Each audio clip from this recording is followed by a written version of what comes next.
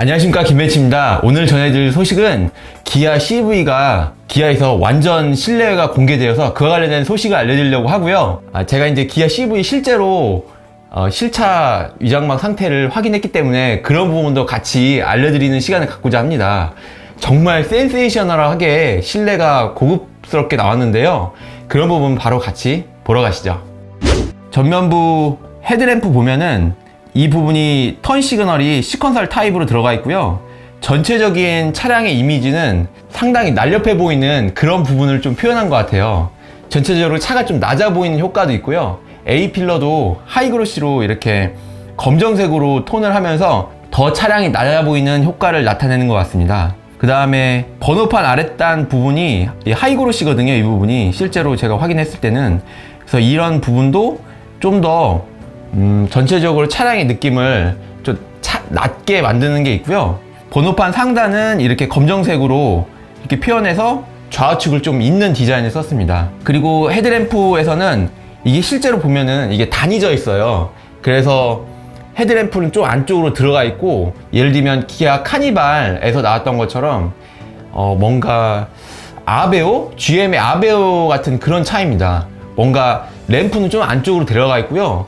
LED DRL 있잖아요. 그 부분은 좀 앞쪽으로 좀 나와 있다는 거 보시면 됩니다. 그 다음에 측면부 보시면 전면에서부터 하단부, 측면까지, 그 다음에 후면까지 이어지는 통합형 라인을 썼거든요. 두 줄의 크롬 라인인데 전면부에서 측면부까지 이어지고 후면부까지 리어 콤비네이션 램프까지 그대로 라인을 이어지는 이런 디자인 모습이 상당히 지금까지는 보지 못했던 것 같아요. 이게 기아 K8에서 뒤 콤비네이션 램프까지 쭉 이렇게 측면부에서 그거는 많이 이어지는데, 이 차는 전면, 측면, 후면까지 그대로 라인을 이어줍니다. 보면 후드의 느낌이 좀 볼드한 느낌이 들죠. 후드가 좀 이렇게 위에 튀어나왔는데 이건 폭스바겐 ID4나 ID5 이런 느낌, 유럽에서 좀 선호하는 그런 느낌이 들어가는 것 같아요. 차 프런트 후드가 좀 짧기 때문에 프런트 오버행도 좀 짧고요.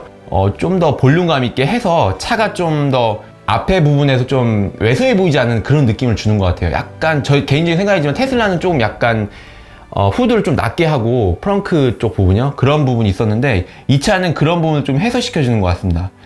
그 다음에 측면부 루프 라인을 보시면은 루프 라인이 붕 떠져 있는 느낌이 있죠. 보통 레인지로버라는 이런 차에서 많이 쓰여지는 방식인데 차가 낮아 보이면서도 좀 더 빨리 달릴 것 같은 그런 느낌을 줍니다. 그리고 리어 팬더도 좀 오버 팬더 느낌으로 약간 볼륨감을 주었어요. 실제로 이거는 제가 영상 띄워질 텐데 보시면은 상당히 볼륨감이 있습니다. 이거는 포르쉐 느낌이 있어요. 그런 뭐 과하게 표현하자면 그런 좀 신기했습니다. 상당히 뒤쪽으로 갈수록 2열 시트의 좌우 폭이 좀 좁아지면서 지붕도 좀 좁아지겠죠. 그러면서 나가는 느낌이라 리어 팬더 느낌이 상당히 멋있습니다. 수려합니다. 보면은 아이오닉에서도 느낌이 있었는데 이런 디자인인데, 예를 들면 휠하우스의 크레딩 두께를 상당히 크게 가져갑니다. 이게 왜냐하면 차가 3m에 달하는 휠 베이스를 가지고 있기 때문에 휠에서 좀 강조를 하는 것 같아요. 그래서 아이오닉 같은 경우는 뒤에서 봤을 때 타이어 사이즈 폭이 255까지도 있거든요. 255면 거의 국산 중형 SUV가 235 정도? 뭔가 이렇게 좀 퍼포먼스 카 느낌이 좀 상당히 있는 느낌이에요. 차 이제 폭도 크면요. 퍼포먼스와 연비의 그 중간점을 타협한 것 같다. 그래서 아마 여기에도 20인치 휠이 들어갔을 것 같은데 상당히 휠의 그런 크기, 사이즈를 좀 강조하는 듯한 그런 디자인을 썼습니다. 다음 사진 보겠습니다. 여기서 보면은 리어 오버팬더, 리어 팬더의 그런 느낌이 좀 더 볼륨감이 살아나는 걸 볼 수 있고요. 그 다음에 전면부에서도 헤드램프 상단부에 이 라인을 쭉 전면에서 측면 휠하우스까지 그대로 이어진 모습을 볼 수 있는데요. 이런 디자인 좀 신선한 것 같습니다. 그래서 범퍼하고 후드를 좀 분리한 듯한 그런 느낌을 주었어요. 범퍼하고 후드를 분리하고 후드와 루프 이런 느낌도 다 분리하는 듯한 느낌을 주었고요. 전면부 번호판 아랫부분 디자인도 나오는데 이쪽에 아마 액티브 셔터 그릴 플랩이, 에어 플랩이 아마 들어갔을 것으로 보여지고요. 아마 두 군데가 들어갔을 겁니다. 번호판 아래쪽도 있고요. 그 밑에도 전방 레이더 센서 부분이 들어가는 부분이 있거든요. 실제로 봤을 때. 그래서 그런 부분은 좀 가려지지만 이렇게 두 줄의 크롬 라인이 상당히 멋있어 보입니다.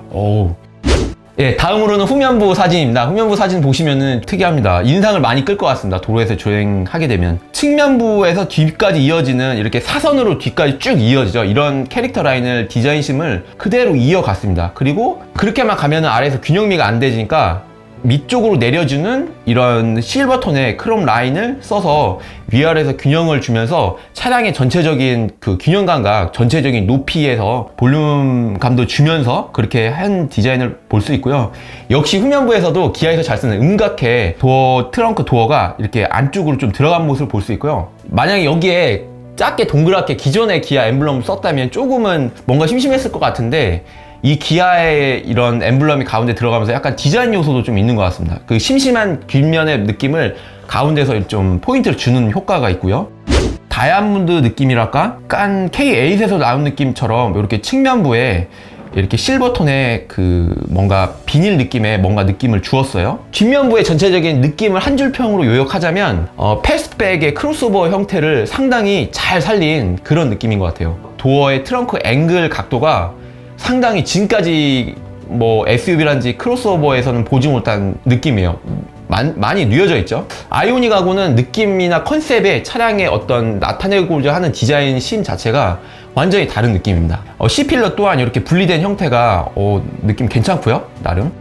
네, 상단부에서 본 사진인데요. 이렇게 보면은 더 느낌이 나죠. 그래서 A필러 각도하고 이 D필러 이 각도가 거의 유사하게 가져가는 것 같습니다. 그래서 후면부 느낌은 측면에서 봤을 때 완전히 느낌이 다를 것 같아요. 아우디 큐퍼 이트론 쿠페 느낌도 있고요. 날렵한 퍼포먼스카, 거의 제로백 3초대라고 하는데, 그래서 이 정도면은 아이오닉하고는 포지셔닝을 다르게 가져가면서 가격은 좀 높겠지만 나름 진짜 디자인은 현대보다 조금, 저 개인적인 생각이지만 잘 뽑은 듯한 느낌이 들어요. 현대 아이오닉 5는 뭔가 사이버틱한 느낌, 미래차 같은 느낌이 있다. 이거는 대중적인 카면서 뭔가 더 좀 와닿으면서 전기차라면 퍼포먼스까지 받쳐주고 전체적인 동력성이라든지 이런 실내 공간도 실제로 제 전장도 4.9m 가까이 될 정도로, K5가 4.9m거든요.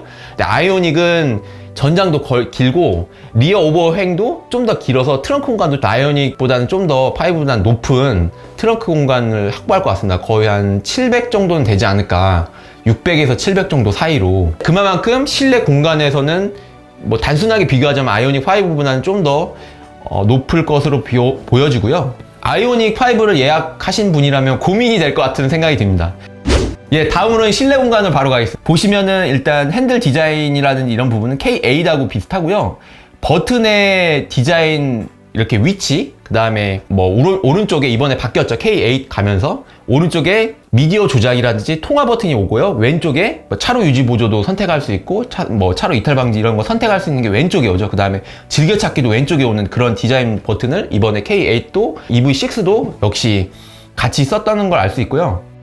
그리고 또 특이한 점이 하나가 있는데요. 아이오닉 5에서 드라이브 모드 변경 버튼이 핸들 왼쪽 하단에 이렇게 따로 같이 있었거든요. 그거하고 비슷한 느낌의 버튼이 이쪽에 들어갑니다. 플레이는 디자인이 일단 아이오닉 5는 전혀 다르다는 걸 알 수 있고요.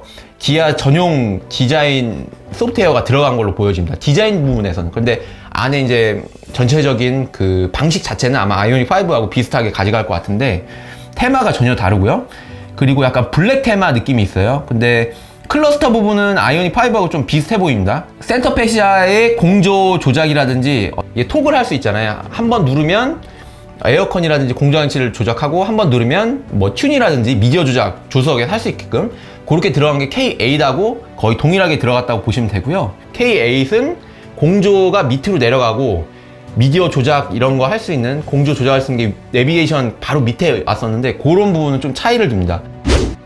통풍이라든지 열선 이런 부분이 터치 타입으로 들어가는 것 같습니다. 시동 버튼이 이쪽으로 들어가는데 이거는 정말 저는 개인적으로 좀 잘한 것 같아요. 왜냐면 보이는 위치에다 두는 게 이 시동 버튼은 정말 좋습니다. 그리고 그 다음에 기어 조작 다이얼, 이것도 제가 카니발 G80 이거를 몰아봤기 때문에 다이얼 방식은 저는 좀 추천을 드립니다. 왜냐하면 편하더라고. 오히려 이게 신규 디자인 전체적으로 들어간 것 같고요. 핸드폰 놓을 수 있는 무선 충전 장치가 이렇게 노출형으로 여기에 들어간 거는 안 좋은 점도 장단점이 있을 것 같아요. 이 부분은 왜냐면 쉽게 핸드폰을 놓을 수 있어서 운전 중에도 보기가 좀 편할 수 있고요. 놓는 위치도 좀 편하게 놓을 수 있는 위치에 있는 것 같아요. 근데 음료수를 쏟는다던가 할 때 예를 들면 방수 그런 게 아마 풀프루프가 되지 않았을까, 뭐 예를 들면 배수 처리라든지 그런 게 됐을 것 같은데, 그런 게 만약에 돼 있다면 상당히 좋은 위치고요. 그 다음에 시트 디자인 느낌도 약간 사이버틱하고 훨씬 느낌 자체는 아이오닉보다 좀 더 고급스러운 느낌이 듭니다. 다음 실내 사진 한번 볼까요? 역시 여기에서는 이제 확인할 수 있는 중요한 부분인데요. 하단부 보시면은 이 부분에 전기 충전 장치하고 이렇게 수납할 수 있는 부분이 들어갑니다. 그리고 앰비언트 라이트도 도어 쪽에 있고 이 콘솔 쪽에도 밑에 있고요. 아마 이게 전후로 밀 수 있는 공간이 되지 않을까. 그러니까 센터 패시하고 센터 콘솔이 분리된 형태를 띱니다. 그건 확실한 것 같아요. 측면부에 여러 가지 수납할 수 있는 공간도 충분히 있고요. 운전사가 조수석 왔다 갔다 할 수 있게끔 할 수 있는 것 같습니다. 디자인적으로 이렇게 느낌을 보니까 훨씬 아이오닉보다는 좀 더 고급스러운 느낌하고, 이렇게 2단으로 하는 거, 그 다음에 전체적으로 팔을 놓을 수 있는 위치라든지 나쁘지 않은 것 같아요. 사이드 미러의 디자인도 한번 보시면은 상당히 특이하죠. 모서리가 져 있습니다. 네, 이상으로 간단하게 EV6에 대해서 알아봤는데요. 실제로 제가 봤을 때는 아이오닉5보다는 좀 낮은 느낌이에요. 그래서 아이오닉5가 1605mm 정도 했었잖아요. 그래서 기아 CV는 아마 1500 초반 정도, 전고가 그 정도 할 것 같습니다. 오늘의 결론, 기아 EV6 아이오닉5하고는 타겟팅이 다른 포지셔닝을 하면서 상당히 아이오닉5의 기존 수요를 가져올 수도 있을 것 같고, 제네시스 GV6의 수요도 가져올 것으로 보여집니다. 글로벌 모델인 만큼 나름 그래도 잘 팔릴 거라는 조심스러운 예측을 해본다.